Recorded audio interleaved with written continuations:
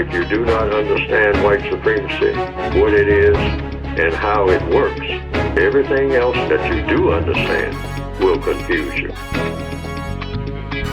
In all of these 9 areas of activity, this is Aaron from Spain. Economics, education, entertainment, labor. 3 questions. law, I'm going to try to morph them into one. He says this, Mr. Fuller, why black people looting and protesting and destroying historical statues does that follow the compensatory law? Why using slogans like Black Lives Matters are not logical? And 3, if Black Lives Matters, why do black people harm and sometimes kill each other? Well, in answer to the first question about the statues, the people who put up the statues are the people who should take them down. I wouldn't go out there and pull one down if they say that's against the law. Why? I'm a prisoner of war. So I'm not going to do that. And if the statue stays there forever, my problem is not with that statue. My problem is with a person who is breathing. I don't have any problem with dead people. I don't care what they did when they were moving around. But once they're dead, I have no problem with it, and I have no problem with anybody commemorating them for what they did. The code says I'll walk past there and say, well, Robert E. Lee, you made a statue of him. Okay, just say he did what he did. Just say what he did and why he did it. Did he own slaves? If he owned slaves, let it stay there. Yeah, he owned slaves.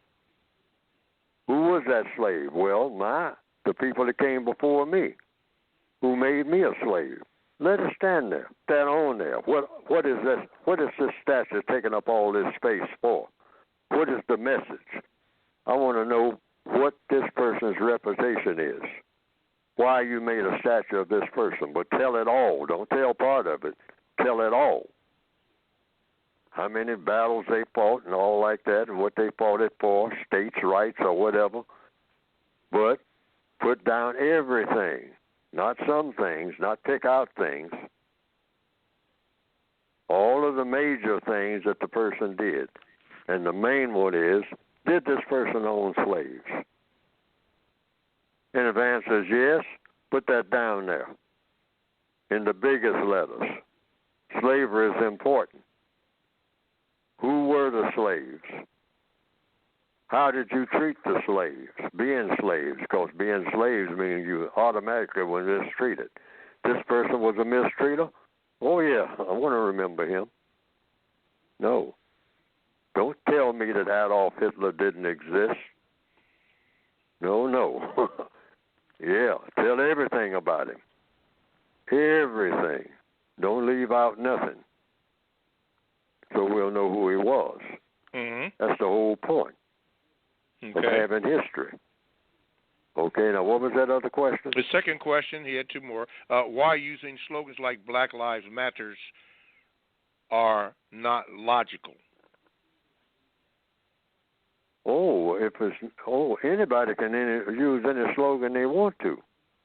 See, the code says people can say what's on their minds. And particularly black people who have not been allowed to speak and really say what they think. Mm-hmm. And I understand the slogan, Black Lives Matter, came from 2 black females. And under VGQ, I won't touch that.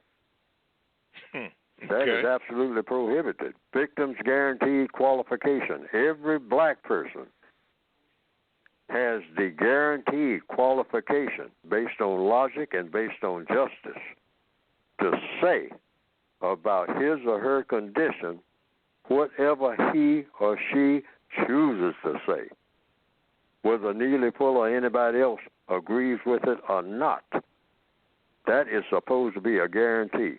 If you can't talk about what you want to say about your being a prisoner of war, as a prisoner of war, what can you do?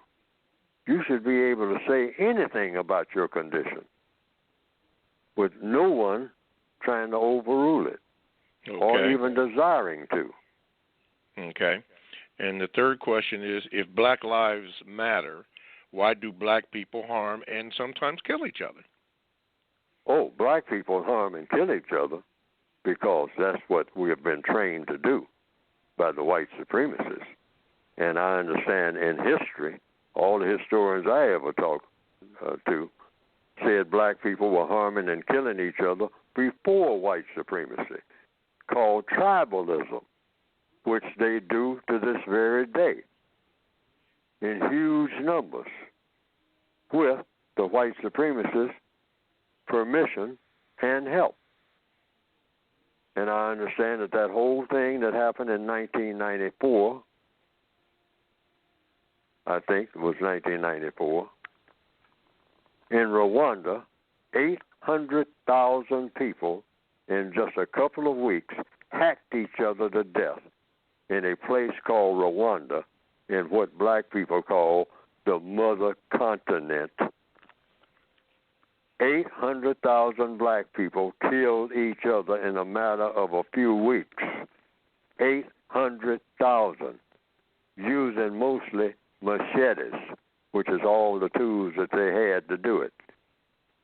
And just think about someone coming in with a machete and chopping up everybody in your family. Black people doing that to black people. But in the system of white supremacy, according to the code, the white supremacists are to blame for that. Why? Because it happened on their watch. That's why. Those people in Rwanda come under the system of white supremacy. So you always blame the person with the most power.